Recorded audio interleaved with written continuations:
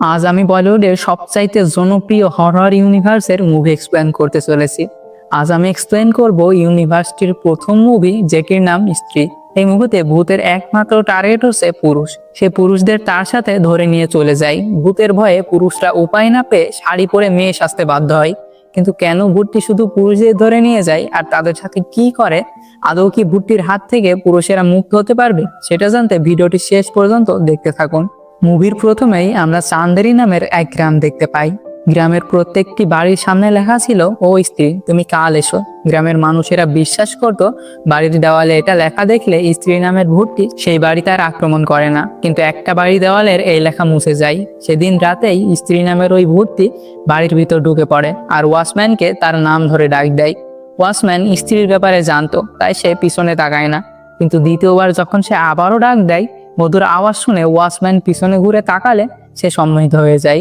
তার চোখ লাল হয়ে যায় আর পরক্ষণেই স্ত্রী তাকে নিয়ে চলে যায়। আর সেখানে শুধু তার শরীরের পোশাক পরে থাকে।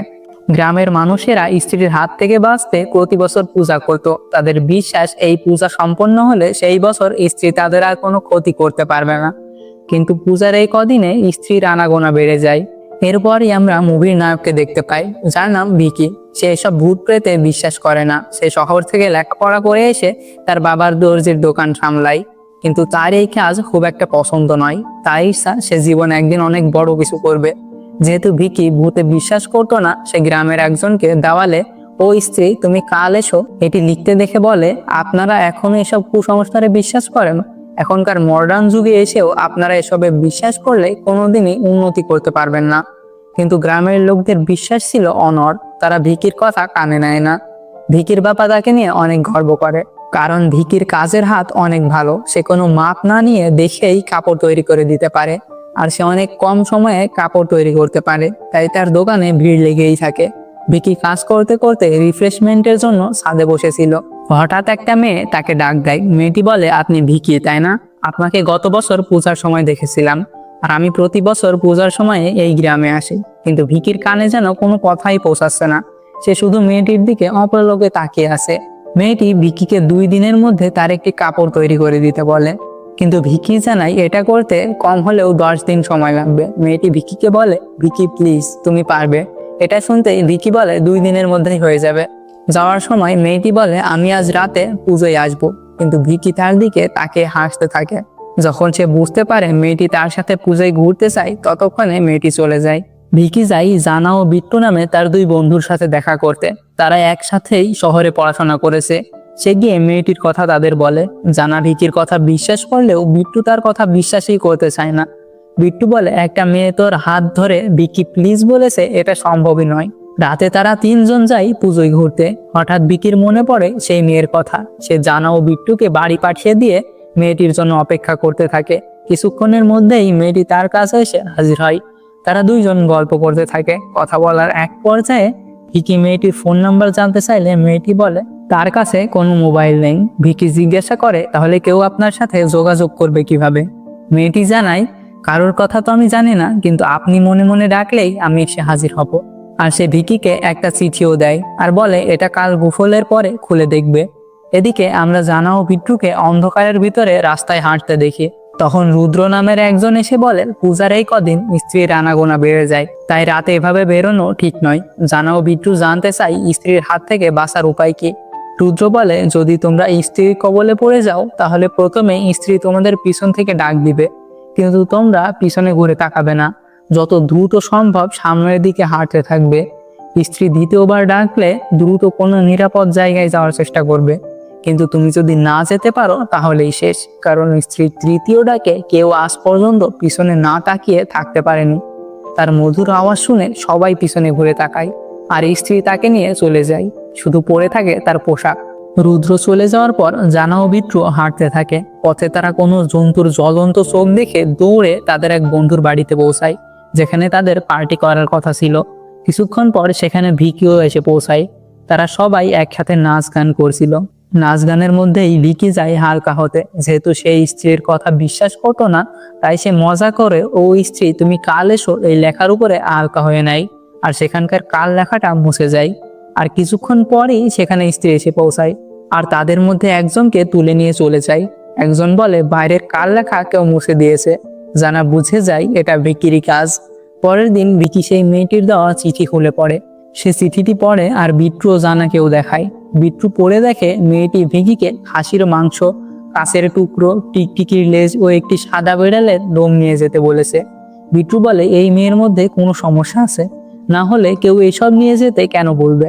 কিন্তু ভিকি তো মেয়েটির প্রেমে পাগল হয়েছিল, তাই সে কিছু না ভেবে মেয়েটির বলা জিনিসগুলো অনেক কষ্ট করে জোগাড় করে আর সেগুলো নিয়ে মন্দিরের বাইরে মেয়েটির জন্য অপেক্ষা করতে থাকে। মেয়েটি ভিকির হাতে ওই জিনিসগুলো দেখে অনেক খুশি হয়ে যায়। সে ভিকিকে বলে চলো আমরা কোনো একটা সুন্দর জায়গায় যাই। ভিকি মেয়েটিকে অনুসরণ করে কথা বলতে বলতে হাঁটছিল। তারা অনেক রোমান্টিক কথাবার্তা বলছিল। তাদের কথা শুনে মনে হচ্ছিল তারা একে অপরকে পছন্দ করতে শুরু করেছে। কিন্তু হঠাৎ ভিকি খেয়াল করে সে মেয়েটিকে অনুসরণ করতে করতে একটা গভীর জঙ্গলে এসে পৌঁছেছে। আর হঠাৎ সে দেখে মেয়েটি তার পাশ থেকে উধাও হয়ে গিয়েছে। এদিকে বিট্টু জানাকে বলে আমি নিশ্চিত ওই মেয়ের সাথে স্ত্রীর কোনো কানেকশন আছে, কারণ ওই মেয়েটিও পূজার সময় আসে আর এই পুজোর সময় আসলেই স্ত্রীর আনাগোনা বেড়ে যায়। আর মেয়েটিকে শুধু ভিকিই কেন দেখতে পাই, আজ পর্যন্ত ওই মেয়েকে ভিকি ছাড়া আর কেউই দেখেনি। বিট্টু বলে আমাদের ভিকিকে বাঁচাতে হবে। বিট্টু ও জানা ভিকিকে খুঁজতে বেরিয়ে পড়ে, কিন্তু তারা কোথাও ভিকিকে খুঁজে পায় না। আর রাস্তায় তাদের গাড়িও খারাপ হয়ে যায়। অনেকক্ষণ খোঁজাখুঁজির পর তারা বাড়ি ফিরে যাওয়ার সিদ্ধান্ত নেয়। বাড়ির কাছাকাছি এসে বিট্টু ও জানা তাদের নিজ নিজ বাড়িতে যাওয়ার জন্য আলাদা হয়ে যায়। তখনই স্ত্রী জানার পিছু নেয়। স্ত্রী জানাকে ডাক দিলে সে দ্রুত হাঁটতে শুরু করে। স্ত্রীর দ্বিতীয় ডাকেও জানা পিছনে তাকায় না, কিন্তু তৃতীয় ডাকে জানা সম্মোহিত হয়ে যায় আর পিছনে ঘুরে তাকায়। আর তখনই স্ত্রী তাকে তুলে নিয়ে চলে যায়। কিছুক্ষণ পর সেখানে জামা কাপড় পরে থাকতে দেখে জানার মা কান্নাকাটি শুরু করে। আর সেখানে ভিকি ও বিট্টু এসে পৌঁছায়। জানার এই পরিণতির জন্য জানার মা ভিকি ও বিট্টুকেই দায়ী করে। তখনই বিট্টু ভিকিকে তার সন্দেহগুলো বলে, কেন সেই মেয়েটিকে শুধু তুই দেখতে পাস, আমরা কেন পাই না? আর কেন মেয়েটি শুধু এই পূজার সময়ই আসে? বিট্টু বলে কিন্তু আমার একটা বিষয় মাথায় ঢুকছে না, ওই মেয়েটি যদি স্ত্রী হয় তাহলে সে মন্দিরের ভিতরে কিভাবে ঢুকছে? ভিকি জানাই ওই মেয়েটি কখনো মন্দিরের ভিতরে যায় না। ভিকির সাথে সে শুধু মন্দিরের বাইরেই দেখা করে। ভিকি মনে মনে প্রতিজ্ঞা করে তার ছোটবেলার বন্ধুকে বাঁচাতে তার যা যা করতে হয় সে সবকিছু করবে। যেহেতু মেয়েটি ভিকির কাছে একটা কাপড় বানাতে এসেছিল, ভিকি ভাবে তার সাথে দেখা করার এইটাই সুযোগ। সে খুব দ্রুত মেয়েটির জন্য পোশাক তৈরি করে ফেলে। এটা দেখে ভিকির বাবা অনেক অবাক হয়ে যায় যে এত তাড়াতাড়ি কেউ কিভাবে এত বড় পোশাক তৈরি করতে পারে। পোশাক বানানো শেষ হলে ভিকি সেই প্রথম দিনের মতোই ছাদে অপেক্ষা করছিল। তখনই সে মেয়েটি এসে পৌঁছায়। ভিকি মেয়েটির দিকে তাকাতেই আকাশ কালো হয়ে যায় আর একটি ভৌতিক পরিবেশ তৈরি হয়। দেখতে দেখতে মেয়েটি পরিণত হয় স্ত্রীতে। যখনই মেয়েটি ভিকির উপর আক্রমণ করতে যাবে তখনই মেয়েটি তাকে ডাক দেয়। ভিকি বুঝতে পারে এটা তার মনের ভুল ছিল। ভিকি এবার সাহস করে মেয়েটিকে স্ত্রীর ব্যাপারে বলতে শুরু করে। সে বলে স্ত্রী এই গ্রামের শুধু পুরুষদের তুলে নিয়ে যায়। কাল রাতে সে তার বন্ধু জানাকেও তুলে নিয়ে গেছে। আর আমার সন্দেহ হচ্ছে তুমি স্ত্রী। কথা শুনে মেয়েটি অনেক রেগে যায়। ভিকি পাশে একজনকে দেখতে পেয়ে দৌড়ে তার কাছে যায় আর মেয়েটিকে দেখিয়ে বলে তুমি ওখানে কি কোনো মেয়েকে দেখতে পাচ্ছ? কিন্তু লোকটি জানায় সেখানে কেউ নেই। ভিকি তাকিয়ে দেখে সেখানে সত্যি কেউ নেই। ভিকি এবার আরো চিন্তিত হয়ে পড়ে, কিন্তু সে যে কোনো মূল্যে জানাকে বাঁচাতে চায়। যেহেতু রুদ্র স্ত্রী সম্পর্কে অনেক কিছুই জানতো, তাই ভিকি ও বিট্টু রুদ্রর কাছে যায়। সেখানে গিয়ে তারা স্ত্রী সম্পর্কে একটি বই পায়, যেখানে তারা স্ত্রীর অতীত জানতে পারে। অনেক বছর আগে এই গ্রামে একটি সুন্দরী মেয়ে ছিল, যার পিছনে গ্রামের সব ছেলে পাগল ছিল। কিন্তু একদিন তারা জানতে পারে মেয়েটি একটি ছেলেকে বিয়ে করে নিয়ে এসেছে। তাই তারা মেয়েটির উপর রেগে গিয়ে তাদের জ্বালিয়ে মেরে ফেলে। এখন সেই মেয়েটি স্ত্রী হয়ে তার অতৃপ্ত ভালোবাসার খোঁজ করছে। স্ত্রীর হাত থেকে কিভাবে বাঁচতে হবে সেটা ওই বইয়ে লেখা ছিল, কিন্তু দুঃখের বিষয় যে পরের পৃষ্ঠাগুলো কেউ একজন ছিঁড়ে নিয়েছে। ভিকি বইয়ে একটি পুরনো বাড়ি দেখতে পায়। তার মনে পড়ে সেই দিন মেয়েটি তাকে যেখানে নিয়ে গিয়েছিল সেখানে ভিকি এই বাড়িটি দেখেছিল। ওই রাতে এই ভিকি, বিট্টু ও রুদ্র ওই পুরো বাড়ির উদ্দেশ্যে রওনা দেয়। বাড়ির ভিতরে ঢুকে তারা আলাদা আলাদা হয়ে জানাকে খুঁজতে থাকে। হঠাৎ ভয়ঙ্কর শব্দ শুনে বিট্টু ও রুদ্র দৌড়ে বাইরে চলে আসে। ভিতরে থাকে শুধু ভিকি। হঠাৎ ভিকিকে পিছন থেকে স্ত্রী ডাক দেয়, কিন্তু সে পিছনে ফিরে তাকায় না। সেভাবে স্ত্রী হলো সেই মেয়েটি, তাই সে তার সাথে কথা বলতে থাকে। স্ত্রী ভিকিকে দ্বিতীয়বারও ডাক দেয়, তারপরও ভিকি তার সাথে কথা বলতেই থাকে। স্ত্রী ভিকিকে তৃতীয়বার ডাক দেয়, কিন্তু আশ্চর্যের বিষয় ভিকি এবারও পিছনে ঘুরে তাকায় না। এটা দেখে স্ত্রীও অবাক হয়ে যায় যে কেউ কিভাবে তার তৃতীয় ডাক শুনেও পিছনে না ঘুরে থাকতে পারে। ভিকি ফোনে ক্যামেরা বের করে পিছনে ছবি তোলে। ভিকি কাউকে না দেখতে পেয়ে পিছনে ঘুরে তাকায়, কিন্তু তখনই স্ত্রী সেখানে এসে ভিকির উপর আক্রমণ করতে যায়। ভিকি সেখানে ওই মেয়েটিকে দেখতে পায়। মেয়েটি স্ত্রীর দিকে কিছু একটা ছুঁড়ে মারে আর স্ত্রী পালিয়ে যায়। এত কিছুর মাঝে ভিকি এটা দেখে খুশি হয় যে আর যাই হোক ওই মেয়েটি স্ত্রী নয়। মেয়েটি জানায় কয়েক বছর আগে স্ত্রী আমারও কাছের কাউকে নিয়ে এসেছে, তাই আমি তার থেকে বদলা নিতে তন্ত্রবিদ্যা শিখেছি। কিন্তু এই তন্ত্রবিদ্যা স্ত্রীকে হারানোর জন্য যথেষ্ট নয়। তারা চারজন সেখান থেকে চলেই যাচ্ছিল। হঠাৎ পিছনে শব্দ পেয়ে পিছনে ঘুরে তারা অবাক হয়ে যায়। সেখানে তারা জানাকে দেখতে পায়। তারা জানাকে বাড়িতে ফিরিয়ে নিয়ে আসে। রাতে আমরা জানাকে অদ্ভুত আচরণ করতে দেখি। পরের দিন সকালে সারা গ্রামে হুলুস্থুলুস কাণ্ড বেঁধে যায়। স্ত্রী ঘরের ভিতরে ঢুকে ঘুমন্ত পুরুষদের তুলে নিয়ে চলে গেছে। ঘরের ভিতরে শুধু তাদের কাপড় পরে আছে। ভিকি লক্ষ্য করে প্রত্যেক বাড়ির সামনে ওই স্ত্রী তুমি কাল এসো এই লেখাটি কেউ একজন মুছে দিয়েছে। মানুষের এই গায়েব হয়ে যাওয়ার খবর দিতে বিট্টু জানার কাছে যায়, কিন্তু সে জানার হাত দেখে বুঝতে পারে স্ত্রী বসে এসে জানাই প্রত্যেক বাড়ির সামনে লেখা মুছে দিয়েছে। ভিকিরা বসে বসে ভাবতে থাকে যে কি করা যায়। হঠাৎ ভিকির মাথায় বুদ্ধি আসে যে ওই বইয়ের লেখককে খুঁজে বের করতে হবে, কারণ সেই বলতে পারবে কিভাবে স্ত্রীর হাত থেকে মুক্তি পেতে হবে। খুঁজতে খুঁজতে তারা সেই লেখকের বাড়িতে গিয়ে পৌঁছায়। লেখকের কথাবার্তা শুনে তাকে পাগল মনে হচ্ছিল। সে কি সব আবল তাবল বলছিল। লেখকের কথা শুনে ভিকিরা ফিরেই আসছিল, কিন্তু তখনই ওই লোক বলে স্ত্রীকে শুধু একজনই হারাতে পারবে, যার চোখে থাকবে ভালোবাসা আর যাকে স্ত্রী সহজে সম্মোহিত করতে পারবে না।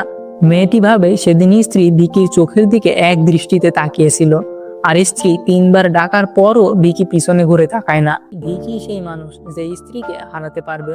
এদিকে গ্রামের পুরুষেরা ভয়ে মেয়েদের মতো কাপড় পরে চলাফেরা শুরু করে। রাত হলে কোনো পুরুষ বাড়ির বাইরে বের হয় না।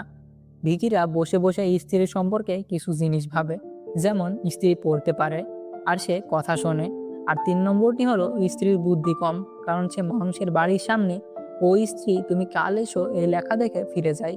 আর পরবর্তী দিন আবার আসে, আর পরবর্তী দিনও ওই একই লেখা দেখে আবার ফিরে যায়। যেহেতু স্ত্রী তার অতৃপ্ত ভালোবাসার খোঁজ করছিল, তাই মেয়েটি ভিকিকে বরের সাজে সাজায় আর বাড়িটিও বিয়ে বাড়ির মতো করে সাজায়। আর আজ বাড়ির বাইরে লেখে ও স্ত্রী এসো। মেয়েটি ভিকিকে একটা ছুরি দিয়ে বলে স্ত্রী যখনই তোমার কাছে আসবে তুমি তাকে এই ছুরি দিয়ে মেরে ফেলবে। এ কথা শুনে ভিকি ভয় পেয়ে যায়। সে বলে আমি কাউকে মারতে পারবো না। মেয়েটি ভিকিকে বোঝায় ভিকি তুমি এটা করতে পারবে। ভিকিকে বসিয়ে রেখে তারা সবাই ভিকির উপর নজর রাখছিল। তখনই সেখানে স্ত্রী চলে আসলে জানা স্ত্রীর বসে চলে আসে। মেয়েটি কিছুক্ষণের মধ্যেই জানার হুঁশ ফিরিয়ে নিয়ে আসে, কিন্তু এরই মাঝে স্ত্রী ভিকিকে সম্মোহিত করে নিয়ে যায়। মেয়েটি দেখে ভিকি তার দেওয়া ছুরিটি সেখানে ফেলে রেখে চলে গেছে। তারা সবাই ভিকিকে খুঁজতে শুরু করে। ভিকি হুঁশ ফিরে পেয়ে বিট্টুকে মেসেজ করে জানায় যে সে কোথায় আছে। স্ত্রী ভিকিকে বারবার ভয় দেখাচ্ছিল। একসময় স্ত্রী ভিকির অনেক কাছে চলে আসে, আর তখনই মেয়েটি এসে স্ত্রীর উপর ছাই ছিটিয়ে দেয়। স্ত্রী নিস্তেজ হয়ে পাশে পড়ে থাকে। মেয়েটি ভিকিকে বলে এখনই সময়, স্ত্রীকে মেরে ফেলো। ভিকি জানায় সে এই কাজটি করতে পারবে না, কিন্তু মেয়েটি ভিকিকে আশ্বাস দেয় যে তুমি পারবে। ভিকি স্ত্রীর কাছে যায়, কিন্তু সেই স্ত্রীর কাছে গিয়ে তার দিকে একভাবে তাকিয়ে থাকে। ভিকি মেয়েটিকে বলে আজ যদি আমরা স্ত্রীকে মেরে ফেলি তাহলে আমাদের মধ্যে আর ওই গ্রামবাসীদের মধ্যে পার্থক্য কি থাকবে। স্ত্রী তো বিয়ে করে নতুন জীবন শুরু করতে চাইছিল, কিন্তু গ্রামবাসীরা তাকে অন্যায়ভাবে মেরে ফেলে। আজ আমরাও তার সাথে এটাই করতে যাচ্ছে। ভিকি বলে এই স্ত্রীর হাত থেকে বাঁচার অন্য কোনো উপায় তো থাকবে। মেয়েটি বলে তাহলে শুধু স্ত্রীর চুল কেটে দাও, তাহলে ওর সব শক্তি শেষ হয়ে যাবে আর ও মরবেও না। কিন্তু তখনই স্ত্রী জেগে উঠে মেয়েটির উপর আক্রমণ করতে গেলে তাদের মাঝে ভিকি চলে আসে। মেয়েটি ভিকির দিকে ছুরি ছুড়ে দেয় যেন সে স্ত্রীর চুল কাটতে পারে, কিন্তু এবার স্ত্রী ভিকিকে ছেড়ে মেয়েটিকে ধাওয়া করে আর সে মেয়েটির গলা চেপে ধরে তাকে মেরেই ফেলবে। তখনই ভিকি পিছন থেকে এসে স্ত্রীর চুল কেটে দেয় আর স্ত্রী হয় মিলিয়ে যায়। ভিকি সেখানে চুলগুলো ফেলে দেয়। স্ত্রী হয় মিলিয়ে যাওয়ার পর তারা সবাই যখন বাড়ি ফিরে যাবে তারা দেখে স্ত্রী যাদের ধরে নিয়ে গিয়েছিল তারা সবাই ওই ভূতের বাড়ি থেকে বের হয়ে আসছে। স্ত্রী পুরুষদের মেরে না ফেলে শুধু বন্দি করে রাখতো। গ্রামের এত মানুষকে রক্ষা করার জন্য ভিকিদের সবাই পুরস্কৃত করে। এদিকে স্ত্রী চলে যাওয়ায় আমাদের মুভির নায়িকার কাজও শেষ, তাই সে চলে যাওয়ার জন্য বাসের অপেক্ষা করছে। ভিকি দেখে মেয়েটি তার বানানো পোশাক পরে বাসের জন্য দাঁড়িয়ে আছে।